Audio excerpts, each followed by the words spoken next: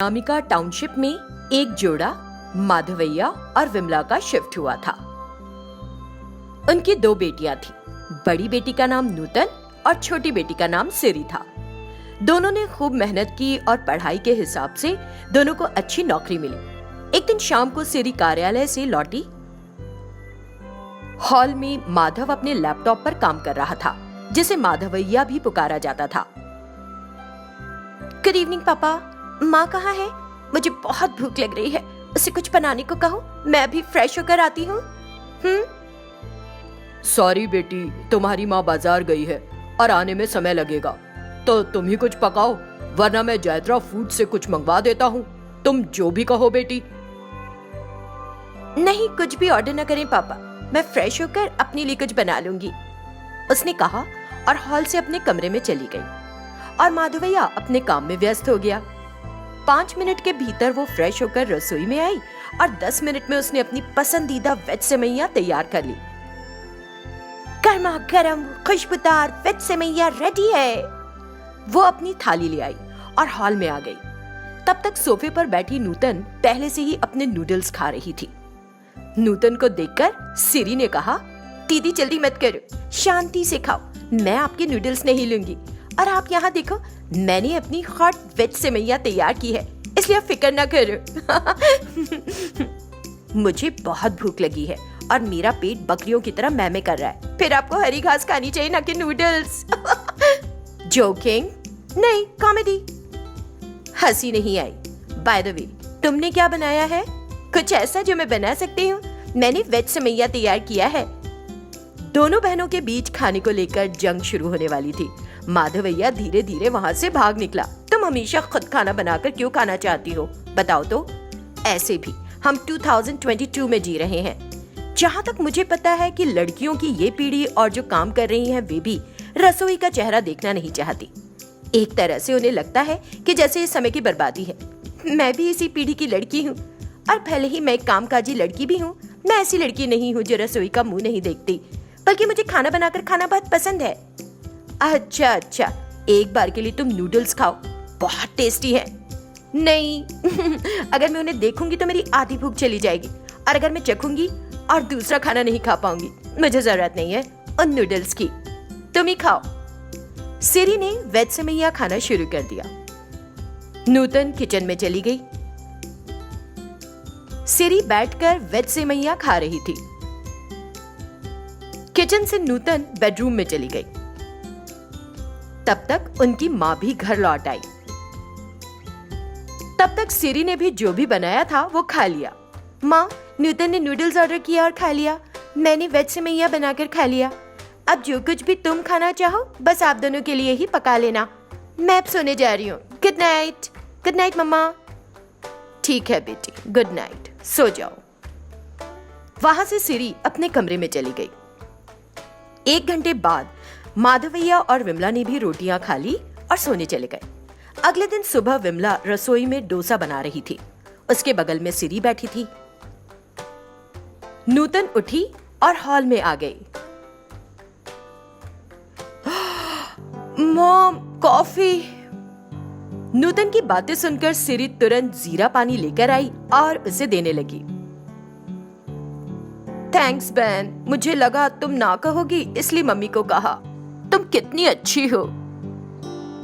कोई बात नहीं दीदी, पी लीजिए। जब ये गुनगुना हो तो इसे पीना अच्छा रहता है। सच है बहन, सुबह कॉफी से जो सुकून मिलता है, मुझे नहीं लगता कि किसी और चीज से मिल सकता है। तुम भी सुबह इसकी आदत डाल लो, मजा आएगा। इतना कहकर उसने पानी का एक हिस्सा पी लिया। तब उसे समझ आया कि उसने चाय के बजाय जीरा पानी पिया है। वो नाराजगी से, छे छे, क्या है रे, मैंने कॉफी मांगी, तुम क्या ले आई? दीदी, ये जीरा वाटर है। कल तुमने रात में जो खाना खाया, उसे पचाने के लिए इसकी जरूरत है। सिर्फ जीरा पानी ही काम कर सकता है। अगर तुम इसे पी लोगी तो तुम्हारा पेट का सारा कचरा मक्खन की तरह पिघल जाएगा। क्या है रे तुझे, बड़ी बूढ़ियों की तरह हमेशा पुराने समय के किस्से क्यों सुनाती रहती है? तुझको ऑफिस में लगातार फोन पर बात करने की आदत हो गई है। मेरे पास शांति से कॉफी पीने की भी प्राइवेसी नहीं है इस घर में। छी, क्या लाइफ है मेरी यहाँ पर। तो तो वहां से नूतन अपने कमरे में चली गई और सिरी मनी मन मुस्कुराकर रसोई में जाकर फिर से बैठ गई। 5 मिनट बाद नूतन अपना पर्स लेकर वापस आई और बाहर जाने लगी। तब माँ विमला ने उसे रोका। नूतन, इतनी सुबह कहाँ जा रही हो? कॉफी शॉप को मम्मी। मैं देती हूँ, बैठो। मुझे नहीं चाहिए, मैं बाहर जाकर पीऊंगी। यहाँ अगर तुम्हारी छोटी बेटी मुझे देखेगी तो मेरा दिमाग खा जाएगी और मुझे इरिटेट करेगी। अगर मैं नहीं पीऊंगी तो मेरा दिमाग काम नहीं करेगा। मुझे जाने दो मम्मा। बाहर पीकर बीमार नहीं पड़ जाओगी क्या? तुम भी सिरी की तरह बोल रही हो मम्मी। मुझे चक्कर आ रहे हैं ना पीने से, पूरा दिन खराब हो जाएगा मेरा। ठीक है, मैं लेकर आती हूँ, तुम घर पर ही रहो। यूं ही दिन गुजर रहे थे। एक गर्मी के दिन पिज्जा के साथ नूतन कोल्ड ड्रिंक पी रही थी। कुछ दिनों बाद नूतन का जन्मदिन आया।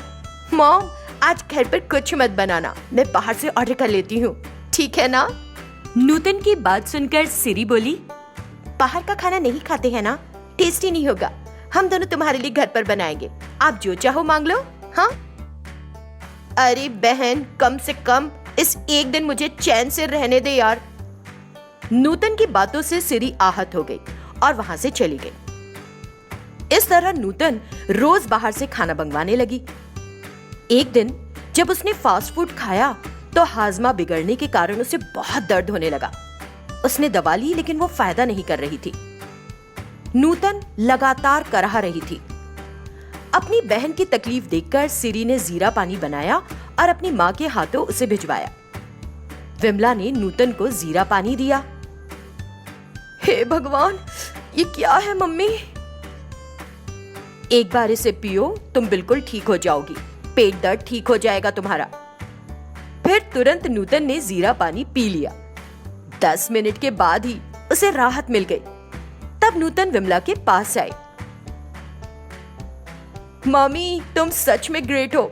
मैंने दवा ली लेकिन मुझे आराम नहीं मिला, लेकिन जिस पल मैंने वो पानी पिया मुझे एकदम से राहत मिल गई। Thanks much mummy. तुम मुझे क्यों धन्यवाद दे रही हो? ये तुम्हारी बहन सिरी ने किया है।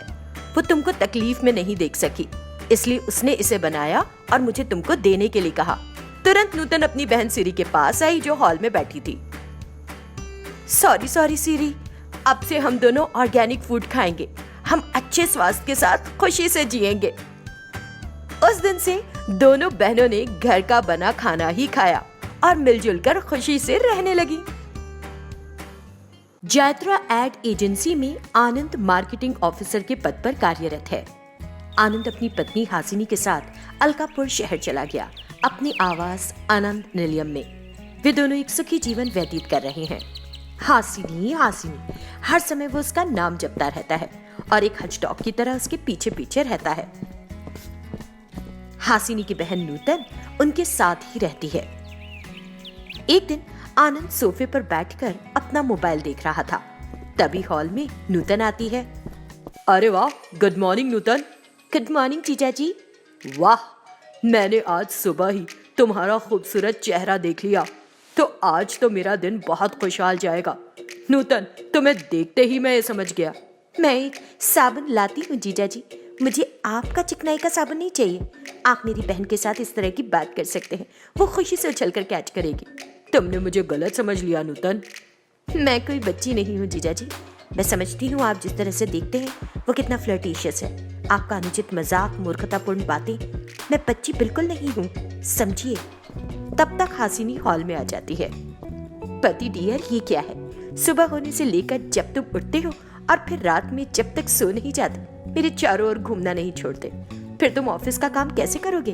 हम नवविवाहित है ना, इसीलिए हमारे साहब मेरी स्थिति को समझेंगे हासिनी। ऐसे भी हर पत्नी यही चाहती है कि उसका पति उसे थामे रहे और उसके साथ समय बिताए, और तुम मुझे खुद से दूर ऑफिस भेजना चाहती हो। क्या प्रॉब्लम है? नहीं हूँ तो ऐसी बातें कर रही हो। कुछ साल बाद सब बदल जाएगा। मैं पुरानी हो जाऊंगी ना, दूरी बढ़ जाएगी, तुम ध्यान नहीं दोगे। 1 या 2 साल बाद मुझसे परेशान हो जाओगे। तुम्हारा आनंद दूसरों की तरह नहीं है यार। आनंद मेरे नाम में ही खुशी है, इसलिए मैं हमेशा अपनी खुशी तुम्हारे साथ शेयर करता रहूंगा। ओके, तो आज कौन सा प्रोग्राम फिक्स किया? बाहर का नहीं, आज घर के अंदर का ही है। लव और रोमांटिक कहानी रोजा फिल्म देखेंगे और घर पर ही टाइम स्पेंड करेंगे। तुम इस फिल्म को बाहर भी दिखा सकते थे ना? मेरी हासिनी के कहने के बाद क्या मैं ऐसा नहीं करूंगा? बोलो। वो बड़े प्यार से ऐसा कह रहा होता है। तभी आनंद का फोन बजता है। वो कॉल रिसीव करता है और कॉल अटेंड करने के लिए बालकनी में आता है। तब तक नूतन तैयार हो जाती है और अपना बैग लेकर हॉल में आती है। आनंद अपनी बातचीत पूरी करने के बाद अंदर हॉल में आता है और साली को उसके बैग के साथ देखता है। हासिनी, क्या हुआ? क्या तुम्हारी बहन जा रही है? वो सुनी नहीं रही, मैं कितना कह रही हूँ। क्या तुमको कोई प्रॉब्लम है नूतन? मैं इसे हल करने की कोशिश करूंगा। उसकी बात सुनकर नूतन को गुस्सा आ जाता है। उसका तमतमाया चेहरा देखकर वो समझ जाता है। वो चुपचाप मुस्कुराता है और उसकी तरफ देखता है। हासिनी, तुम जाओ और तैयार हो जाओ, फिर हम फिल्म देखने चलते हैं। और नूतन? मैं उससे बात कर रहा हूँ और उसे मना लूंगा। हासिनी फिर कुछ नहीं कहती और वहां से चली जाती है। आनंद नूतन को डिफरेंट लुक्स देता है। नूतन का हाथ पकड़ता है।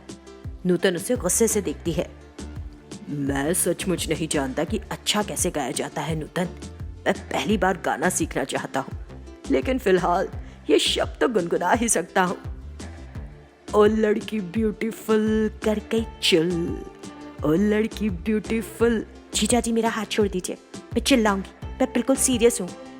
गुस्से में तुम और प्यारी लगती हो साली साहिबा। एक खास दिन मैं तुम्हें ताजे सेब की तरह खा जाऊंगा। मैं तुम्हें ऐसा कोई मौका नहीं दूंगी। जब तक मैं जीवित हूँ तुम अपनी इच्छा पूरी नहीं कर सकते। हाथ छोड़ो मेरा, दीदी आ रही है। वो ये कहकर अपना हाथ खींच लेती है। तब तक हासिनी तैयार होकर हॉल में आ जाती है तो वह सभी को अपनी बाइक के पास लेकर आता है। हासिनी, तुम सबसे पीछे बैठना।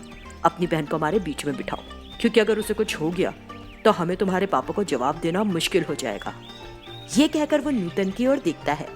नूतन गुस्से में कहती है, दीदी, एक बाइक पर 3 लोगों के बैठने से ट्रैफिक पुलिस वाले प्रॉब्लम कर सकते हैं। हम कार में जाएंगे, ये सेफ और मजेदार होगा। कार में भी तुम आगे की सीट पर बैठो नूतन, क्योंकि मेरी पत्नी घर की मालकिन है, वो पीछे ही बैठेगी। तीनों कार के पास आते हैं। वे अंदर बैठते हैं और जाने लगते हैं। वे एक मल्टीप्लेक्स में जाते हैं और एक फिल्म देखते हैं और 3 घंटे बाद उसी कार में घर लौट आते हैं। वे आते हैं और रात का खाना खाने के लिए एक साथ बैठते हैं। आनंद की एक तरफ हासिनी बैठती है और दूसरी तरफ नूतन। आनंद धीरे धीरे छूता है और अचानक से नूतन के गालों को छू लेता है। अचानक हुई इस हरकत से नूतन चौंक जाती है। वो आनंद को गुस्से से देखती है और बिना कुछ खाए ही चली जाती है। क्योंकि वो मेरी बहन का पति है, इसलिए मैं उसका सारा ड्रामा बर्दाश्त कर रही हूँ। मुझे उसे एक सबक सिखाना होगा। बिल्कुल। वो अच्छे से सोचकर एक निर्णय पर आती है। तो ऐसे ही दिन, महीने और कई साल बीत गए। एक दिन, पति डियर, क्या कर रहे हो तुम? हमारी शादी का सर्टिफिकेट देखने की कोशिश कर रहा था। अब तुमको इसकी क्या जरूरत पड़ गई? तुम्हें क्यों चाहिए ये? मैं देखना चाहता हूँ कि इसकी कोई एक्सपायरी डेट है भी या नहीं। ये क्या कोई चीज है जिसकी कोई एक्सपायरी डेट होगी? अगर है तो मुझे लगता है कि बहुत अच्छा है। अगर इसकी कोई एक्सपायरी डेट है तो तुम क्या? हम एक नया प्राप्त कर सकते हैं ना। मैंने तुम्हें धोखा दिया है क्या? तुम मुझसे छुटकारा पाने की कोशिश कर रहे हो? मुझसे शादी करना ही तुम्हारी धोखेबाजी थी। अगर तुमको मैं पसंद नहीं थी तो मुझसे शादी ही नहीं की होती। तब तुम अच्छी लगती थी। अब मैं तुम्हें देख नहीं पा रहा और तुम्हारी बातें तो बर्दाश्त ही नहीं होती। हासिनी रोने लगी और अंदर चली गई। आनंद बाहर निकल गया। ये सही समय है सोचकर नूतन आनंद को मैसेज भेजती है कि रात में मिल सकते हैं। वो मैसेज देखकर आनंद की बांछी खिल गई। उस रात नूतन एक बेडरूम में बेड पर बैठी है। आनंद खुशी खुशी फूल लाकर उस कमरे में जाता है। थैंक्स मच नूतन। मुझे उम्मीद नहीं थी कि तुम मेरी भावनाओं को समझोगी, मेरा साथ दोगी और मेरी इच्छा को सच करोगी। क्या तुम मुझसे शादी करोगे जीजा जी? मैं तुमसे जरूर करूंगा शादी। तुम जैसी खूबसूरत मेरी पत्नी हो, इसके लिए ना क्यों कहूंगा? इडियट थोड़े हूँ। तो फिर दीदी? दीदी क्या है, वो तो सिर्फ एक छिलका है। उसे देखना भी नहीं चाहता। मैं उसे देखकर ही चिढ़ जाता हूँ। यही बात मेरी बहन के सामने कह दो। हासिनी उस कमरे में आती है। नूतन के लिए आनंद के व्यवहार को देखकर वो गुस्से में उबल जाती है और आनंद को तमाचे पे तमाचे जड़ देती है। आनंद अपराध बोध से सिर झुका लेता है।